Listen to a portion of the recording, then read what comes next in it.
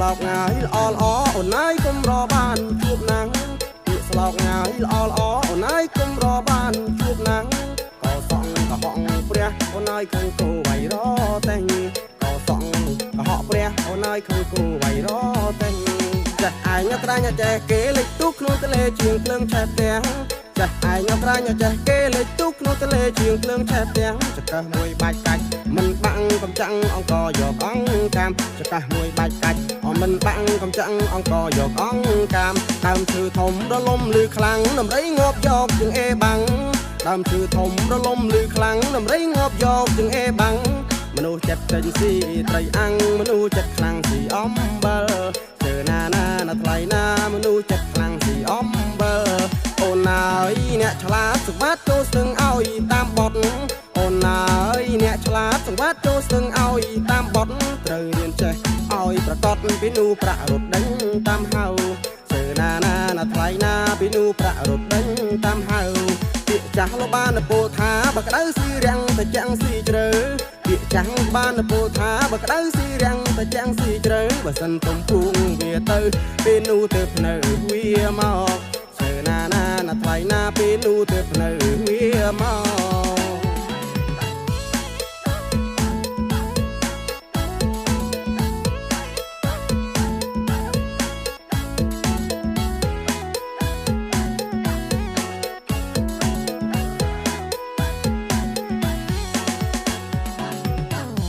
សុភាសិតចេញពីគំនិតបុរាណបានគិតបានស្វែងយល់រើពីល្អល្អផ្ដល់យកបលគ្មានចាស់ត្រូវខ្វល់ទៅយល់នៃមនុស្សលោកកើតមកតែងមានទុកខ្វល់ចិត្តមិនសុខក្នុងសន្តានទោះមានឬក៏ក៏ជៀសមិនបានដូច្នេះបុរាណបានប្រដៅជកូនខំញ៉ាំដើមបីរស់តែមិនត្រូវរស់ដើមបីញ៉ាំពាក្យចាស់ណែនាំត្រូវចងចាំរកពាក្យបណ្ដាំផ្ដាំតគ្នាគ្រប់រូបកើតមកត្រូវខំរៀនដើម្បីជាស្ពានចំឡងផ្លូវទៅចេះស្អប់ពើមភាពងងខ្លៅកុំឲ្យម៉ែឪអាស្រូវគេ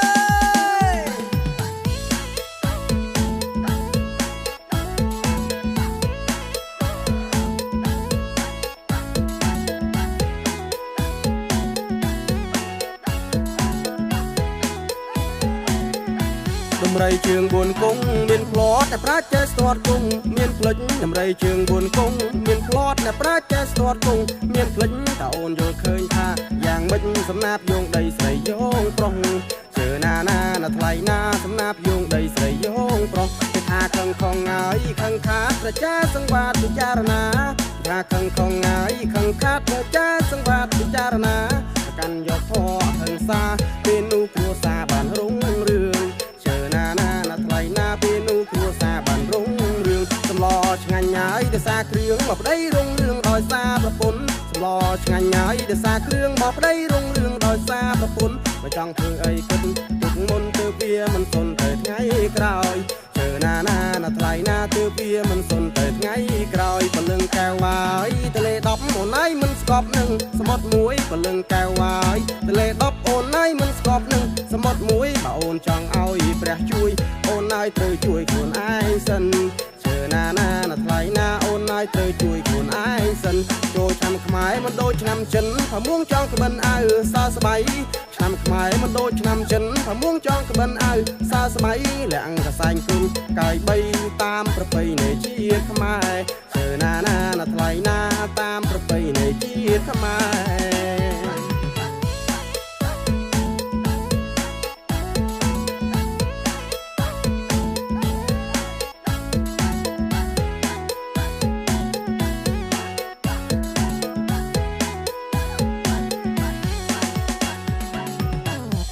សុភាសិតចេញពីគំនិតបុរាណបានគិតបានស្វែងយល់រើពីល្អល្អផ្ដល់យកបលគ្មានចាស់ត្រូវខ្វល់ទៅយល់នៃមនុស្សលោកកើតមកតែងមានទុកខ្វល់ចិត្តមិនសុខក្នុងសន្តានទោះមានឬក៏ក៏ជៀសមិនបានដូច្នេះបុរាណបានប្រដៅជកូនខំញ៉ាំដើមបីរស់តែមិនត្រូវរស់ដើមបីញ៉ាំពាក្យចាស់ណែនាំត្រូវចងចាំរកពាក្យបណ្ដាំផ្ដាំតគ្នាគ្រប់រូបកើតមកត្រូវខំរៀនដើម្បីជាស្ពានចំឡងផ្លូវទៅចេះស្អប់ពើមភាពងងខ្លៅកុំឲ្យម៉ែ